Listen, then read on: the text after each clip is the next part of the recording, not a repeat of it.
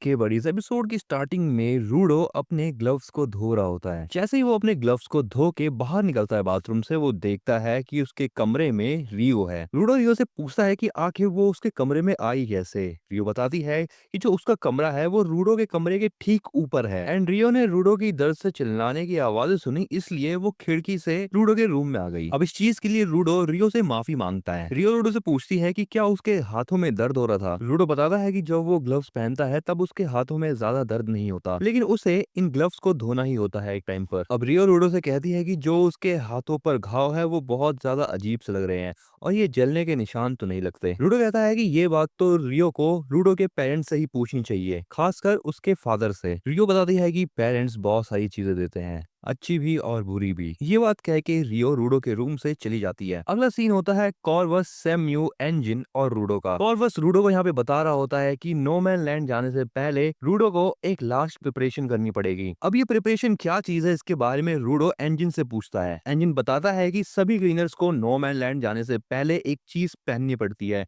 तभी यहाँ पे एंजिन एक मार्क्स निकाल के कहता है वो ये चीज है। एंजिन बताता है कि क्लीनर्स में कुछ आर्टिस्ट लोग भी हैं। एंजिन बताता है कि वही आर्टिस्ट लोग हमारे फुल फेसेस यानी ये मार्क्स और कपड़ों को तैयार करते हैं। वो जो आर्टिस्ट है वो अपने हिसाब से काम करता है, उसको जितना समय लेना होता है वो उतना ही लेगा। अगर उसको एक डेडलाइन दी जाए तो उसका काम खराब भी हो सकता है, इसीलिए सभी क्लीनर्स उसके हिसाब से ही चलते हैं। अब कॉरस बताता है कि प्रिपरेशन के लिए उन्हें रूडो के ऊपर एक स्पेल कास्ट करना पड़ेगा। तभी सैम्यू बताती है नो मैन लैंड एक बहुत खतरनाक जगह है और जो ट्रैश बीस्ट होते हैं वो कभी भी किसी भी समय उन पर अटैक कर सकते हैं, इसीलिए स्पेल कास्ट करना बहुत जरूरी है और ये काम भी गिवर्स ही करते हैं। जो ये सब काम करता है वो अभी फिलहाल यहाँ पर नहीं है। रूडो को यहाँ पे कुछ भी समझ नहीं आ रहा होता, इसीलिए वो इंजन से पूछता है कि आखिर उन्हें करना क्या है। इंजन बताता है कि अभी उन्हें द सिटी ऑफ ग्रेविटी जाना है। इंजन बोलता है कि नो मैन लैंड में उनके साथ ये पूरी टीम जाएगी। अब हमें यहाँ पे इन दोनों क्लीनर्स का नाम पता चलता है, इसका नाम है डेलमन और इसका नाम है टैमसे। तभी डेलमन यहाँ पे रूडो के पास आके बोलता है कि उसने रूडो की स्टोरी सुनी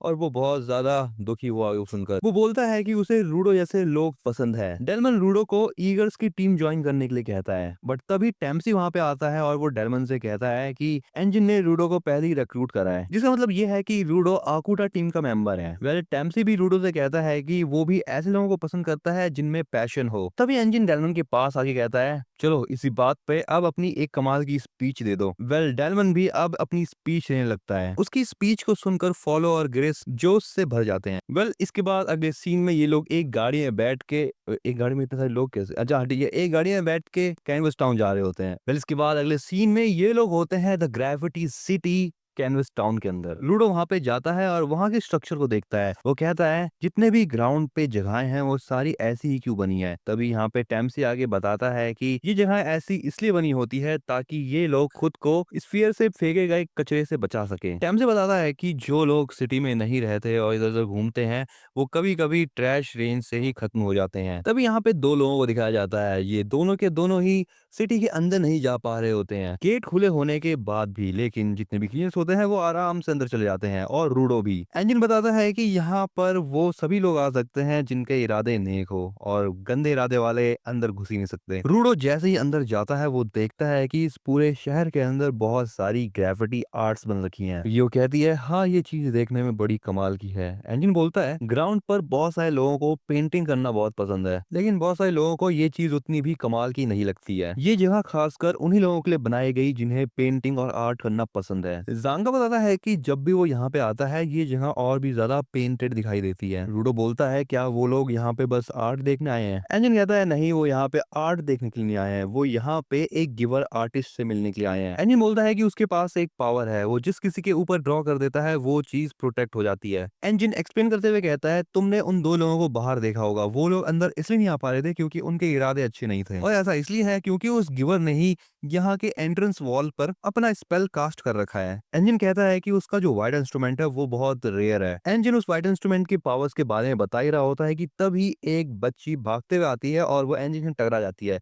वह इंजन को थोड़ी देर के लिए रोते हुए देखती है लेकिन फिर से भाग जाती है। ये चीज देखकर रियो इंजन से कहती है कि इंजन ने एक बच्चे को रुला दिया। बट तभी यहाँ पे एक आदमी आता है। वो क्लियर से कहता है कि वो लोग टाइम से बहुत जल्दी आ गए। इंजन उसको मेयर कहता है। इंजन कहता है कि वो उसको उसके घर पे ही ढूंढने वाले थे हमेशा की तरह। इंजन बोलता है कि वो यहाँ पे गॉब से मिलने के लिए आए हैं, इसलिए वो मेयर से पूछता है कि वो अब कहाँ मिलेगा यहाँ पर। मेयर कहता है कि वो लोग बहुत लेट हैं क्योंकि गॉब आज सुबह ही खत्म हो गया। फिर अगले सीन में ये सभी लोग गॉब की बॉडी के सामने होते हैं और इंजन को भरोसा नहीं हो रहा होता। मेयर बताता है गॉब सेफ जोन में ही बस पेंट नहीं करना चाहता था, वो पॉल्यूटेड एरियाज में भी पेंट करना चाहता था और वो पॉल्यूशन की वजह से ही खत्म हो गया। इंजन को ये चीज देखकर बहुत ज्यादा अजीब लग रही होती है और रूडो को भी। तभी टेम्सी रूडो से कहता है कि ग्राउंड पर पॉल्यूशन से खत्म होना बहुत कॉमन है। मेयर बताता है कि गॉब ने अपना सक्सेसर पहले से ही चुन लिया था। गॉब का वाइटल इंस्ट्रूमेंट ये चीज है। मेयर बताता है कि जो सक्सेसर होता है वो हमेशा प्रीवियस यूजर ही चूज करता था। मेयर नहीं जानता कि आखिर वो कौन सी चीज है जो कि उन्हें अपना सक्सेसर चूज करने के लिए इस्तेमाल करनी होती है। शायद वो ड्राइंग हो सकती है या फिर उससे भी ज्यादा कुछ डीप। लेकिन जिसके पास भी ये पेंट ब्रश रहता है उसके पास गिवर की पावर आ जाती है और वो एक स्पेल कास्टर बन जाता है। ये जो बच्ची है इसका नाम है रेमलिन और जो अब स्पेल कास्टर का काम है वो रेमलिन को मिल गया है। इस पेन को अपने पास रखना एक आर्टिस्ट के लिए बहुत ऑनर की बात होती है। मेयर कहता है कि रेमलिन के लिए ये काम बहुत ज्यादा मुश्किल है। तभी यहाँ पे फॉलो बताता है कि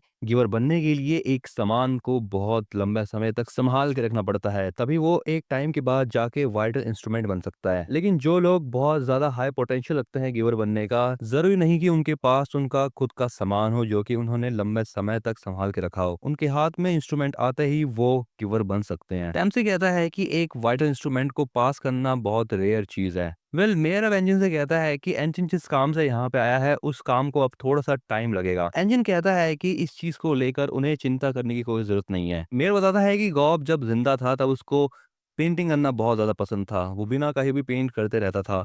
मेयर खुद एक पेंटर नहीं है लेकिन तब भी वो इस जगह का मेयर बना। इंजन बोलता है कि अब उन सभी के यहाँ से जाने का टाइम हो गया है और तभी वो रेमलिन के पास जाके कहता है तो तुम्हारा नाम रेमलिन है, हम फिर से यहाँ पे जरूर आएंगे तो अपना ध्यान रखना। लेकिन तभी रेमलिन अचानक से उठती है और वो कहती है बस बहुत हो गया। रेमलिन बोलती है चलो सेलिब्रेट करते हैं और वो मेयर के हाथ से पेन लेके वहां से चली जाती है। इंजन, लूडो और मेयर ऊपर आते हैं और वो ये देखना चाहते हैं कि आखिर अब रेमलिन कर क्या रही है। रेमलिन यहाँ पे अपने वाइटल इंस्ट्रूमेंट का यूज करती है और यहाँ पे बहुत सारे पटाखे फूटने लगते हैं। मेयर इंजन से माफी मांगते हुए कहता है कि अब उसे लग रहा है कि अब उसका काम जल्दी नहीं हो पाएगा। इंजन कहता है कि उसको ये बात पहले ही पता चल चुकी थी। इंजन बोलता है कि ये है कैनवस टाउन और यहाँ पे सभी लोग मजे में रहते हैं। लूडो ये सारी की सारी चीजें देख रहा होता है और वो कहीं पर खो जाता है। इसी के साथ बडीज यहाँ पर ये एपिसोड था एंड। तुम्हें एपिसोड कैसा लगा इसके बारे में तुम मुझे कमेंट में जरूर बताना। इस वीडियो को लाइक कर देना, अपने दोस्तों के साथ ये वीडियो ज्यादा शेयर करना और अगर तुम चैनल पर नए हो तो चैनल को सब्सक्राइब करना मत भूलना।